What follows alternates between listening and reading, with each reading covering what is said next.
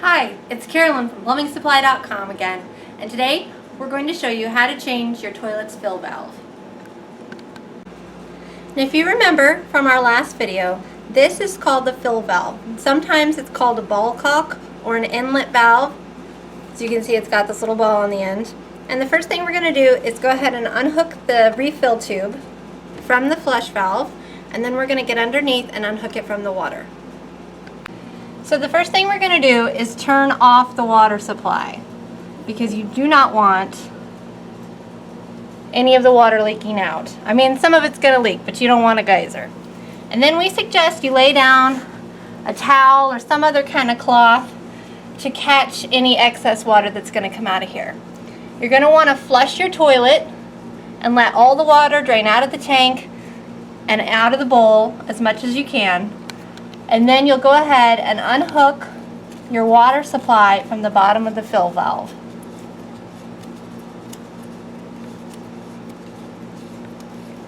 And just let that drain on down to whatever rag or whatever you have down here. And then if you see this little lock nut on the bottom, we're going to loosen that up. Now this should be only hand tightened, because you really don't want to tighten anything on porcelain too much. And as you can see, our ball cock, because of the weight, is kind of tipping over, so you might have to hold it and kind of guide it along to get it all the way off of there. Now we'll get up top and put the new fill valve in. We're going to replace our old fill valve with this one. This is a Fluidmaster 400. It's what's called a will fit toilet part, which means it's designed to just fit a bunch of different toilets. And really, when it comes to fill valves, there are not really huge differences. This is probably the most common toilet fill valve out there, and if you have an older toilet that you can't find the fill valve for anymore, or maybe you just don't want to spend a lot of money trying to get an original replacement, these are usually a pretty good option. Now this one is great because it adjusts, and what you do is you just turn this, and you can see it's getting longer. You adjust it to the height that you want. Now the fill valve we have in here is a 10-inch fill valve, so we'll adjust it to the 10 mark on the valve. And remember, make sure to leave this little ring down. You're not going to get any good torque on it if the ring is up, and it's just not going to work right. So make sure the ring is down while you're adjusting it.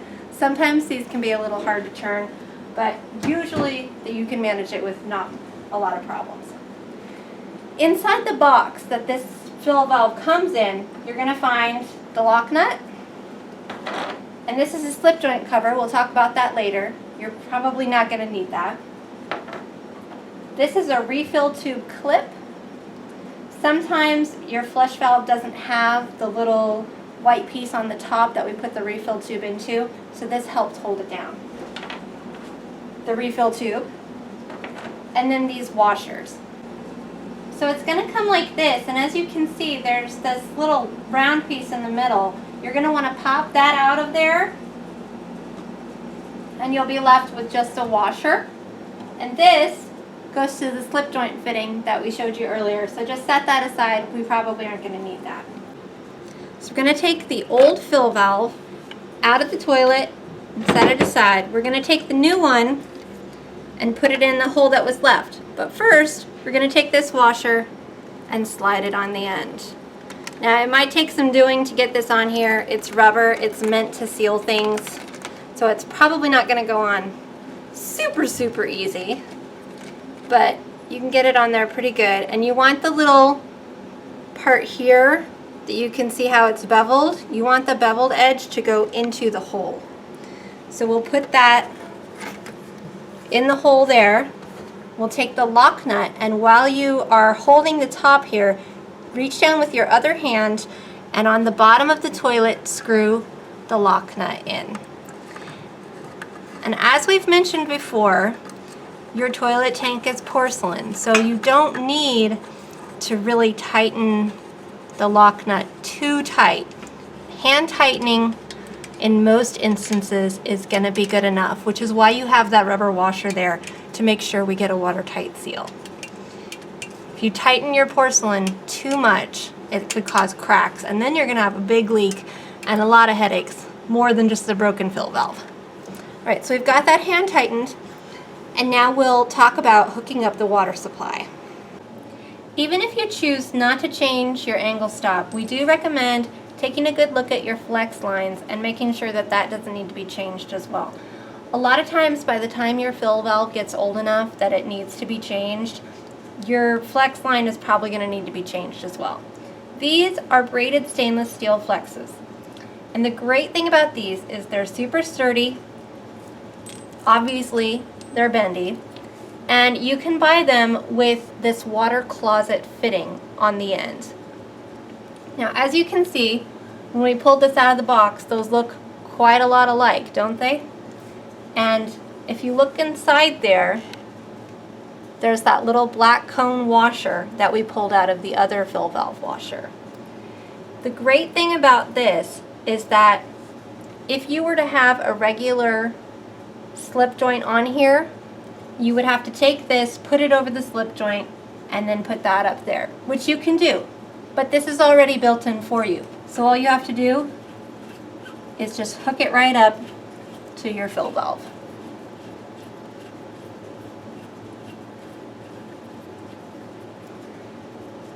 Again, hand tightening is usually going to be good enough for these. Then we'll take the other end and put that onto the water supply. If you didn't change your angle stop, if you didn't change your flex line, then all you would need to do is take this water closet end and hook it up to the fill valve, because this would already be connected. So now we're going to be brave and turn the water back on. And then we'll get up top and hook our refill tube up.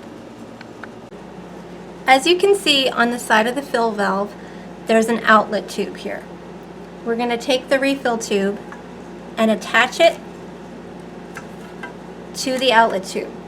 Sometimes different fill valves will have another little piece that comes in the box that might be a different color, and this will change the flow rate for the refill, which usually isn't a big deal, but it will control the amount of water that goes back into the toilet bowl after you flush the toilet.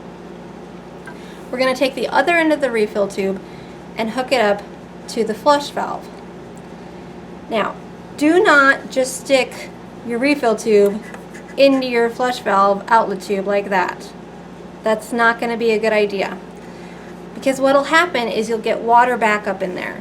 So you want to attach it to one of these, or if you don't have one of those, that's what this clip is for. You would clip this onto the side of the flush valve like that and put the refill tube there. You want to make sure that there's an air gap. So if we had water actually hooked up to this tank, at this point in time we would flush the toilet and watch to make sure everything's going properly. Now, the fill valve is going to refill your toilet from two places. It's going to refill at the bottom here, which is going to fill the tank back up, and then it's going to go into the overflow tube of the flush valve, which is going to fill the bowl back up. If you need to, on the side here, you can adjust when the fill valve finishes. This is the flow of the fill valve. It looks a lot different than the ball cock we had on there, but it works on the same principle. As the water rises, it rises up and turns it off. So there you have it. We've installed the new fill valve, and it only took about 15 minutes. I'm Carolyn from PlumbingSupply.com. Thanks for watching.